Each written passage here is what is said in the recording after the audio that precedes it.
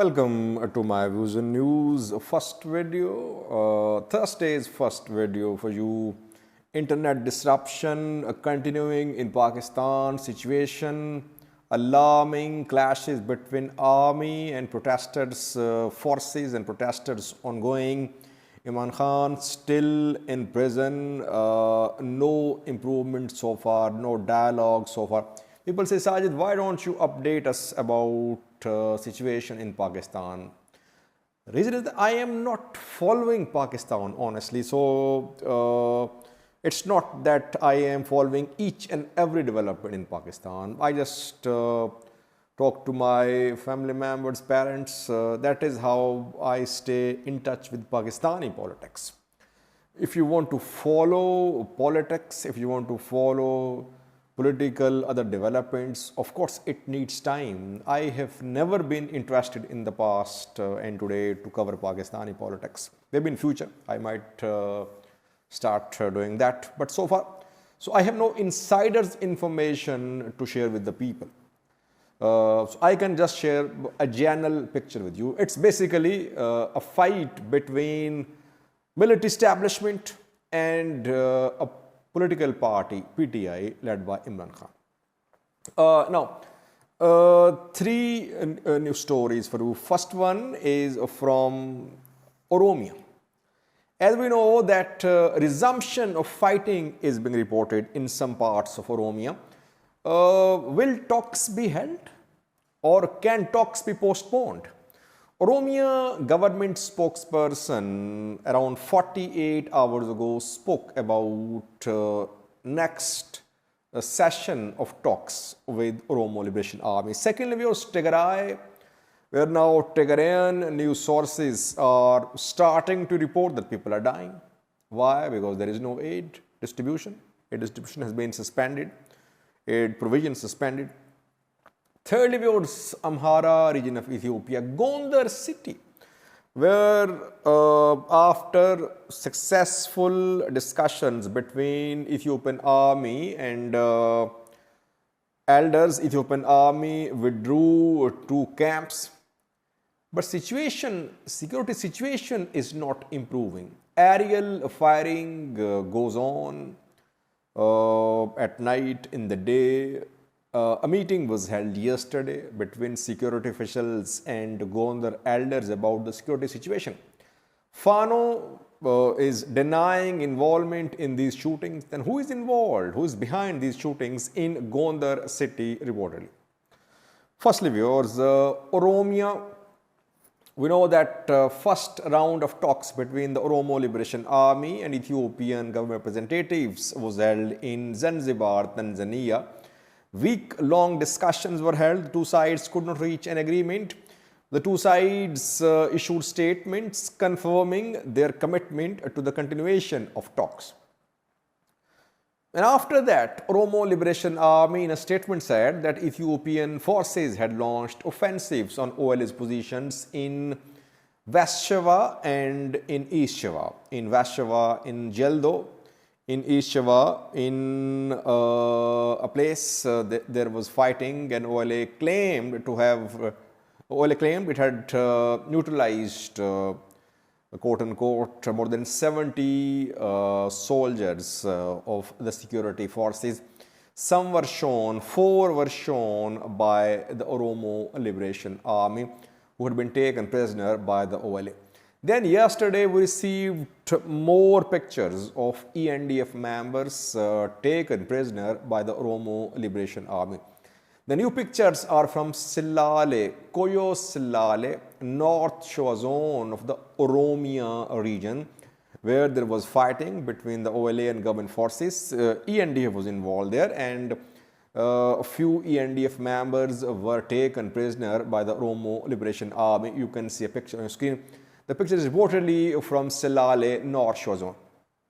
In this situation, is there possibility of start of second round of talks between the two sides, or talks have failed? The process has collapsed totally.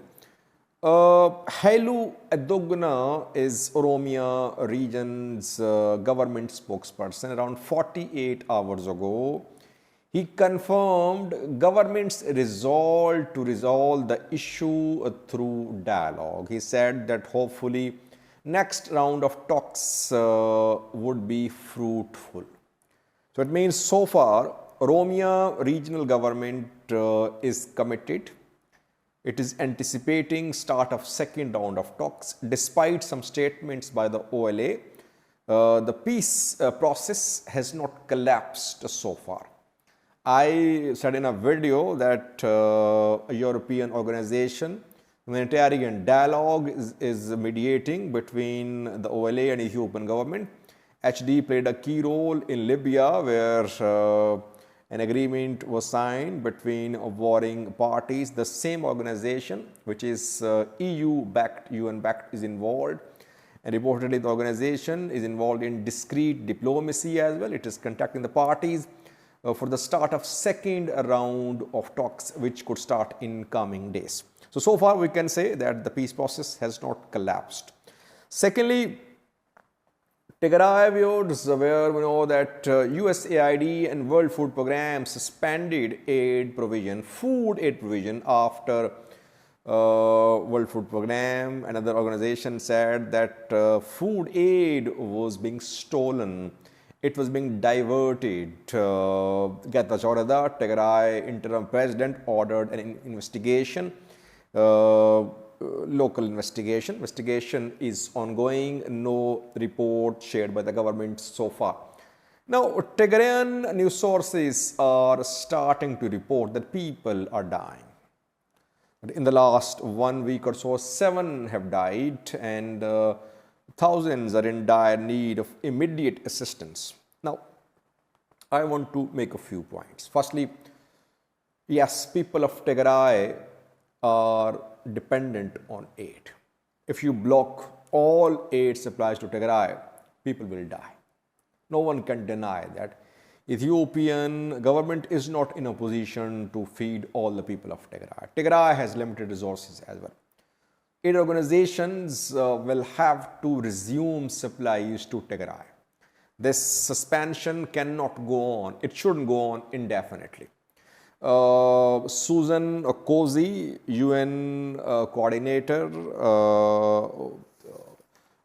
in Ethiopia, says that by June the investigation would be completed. Investigation into aid diversion in Tigray. That means there could be continuation of suspension of aid delivery to Tigray till June. Tigray government wants resumption of aid supplies. At the same time, I want to say that Tigray regional government should accelerate the ongoing investigation. How long will the government take to complete the investigation? Regional government must wrap up the investigation within a few days, share the findings with the people, arrest the perpetrators. They should be held accountable publicly. That is the way forward. But we have not seen any progress reported by Tigray government about its investigation. Rather, a campaign has been launched by the government through some news sources that people are dying because the World Food Program, USAID, others, they have suspended aid to Tigray. If people are dying, Tigray interim government is responsible as well. Main culprit would be Tigray interim government, not World Food Program or USAID. USAID and World Food Program are not responsible for deaths in Ethiopia. Ethiopians are dying, Tigrayans are dying. Ethiopian government is responsible, Tigray government is responsible. Where is PM Abiy? Why can't he contact Getachew, his favorite, that Getachew should complete the investigation? We're not seeing such progress. That is why, yes, again I would say aid should be resumed, aid supplies to Tigray should resume. At the same time, investigation must be completed as soon as possible by Tigray interim government. Last year was Gondar city, Amhara region, despite some understanding reached between the elders there and Ethiopian National Defense Force.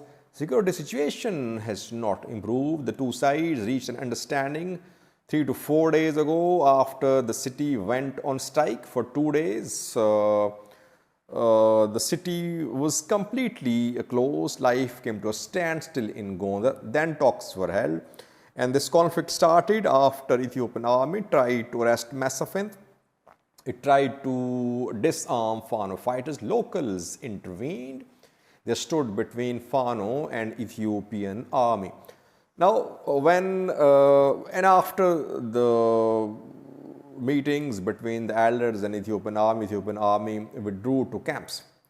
After that, situation could not improve in terms of security. Aerial firing is being reported. At night, in the day, some groups resort to aerial firing.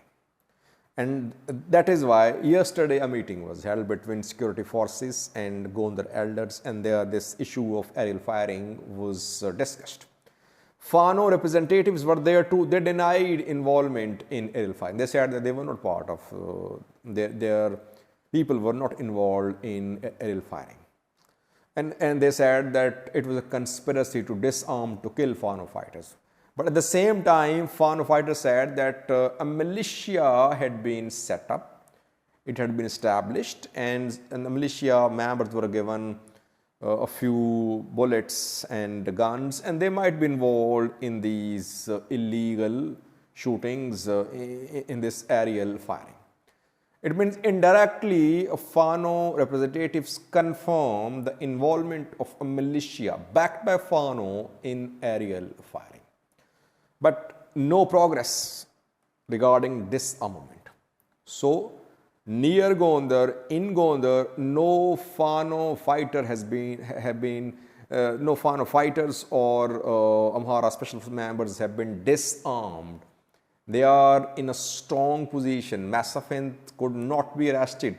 They are forming militias. They are backing militia. That just shows that Gonder Fano is in a strong position. Ethiopian army has retreated to its camps. Thank you for watching.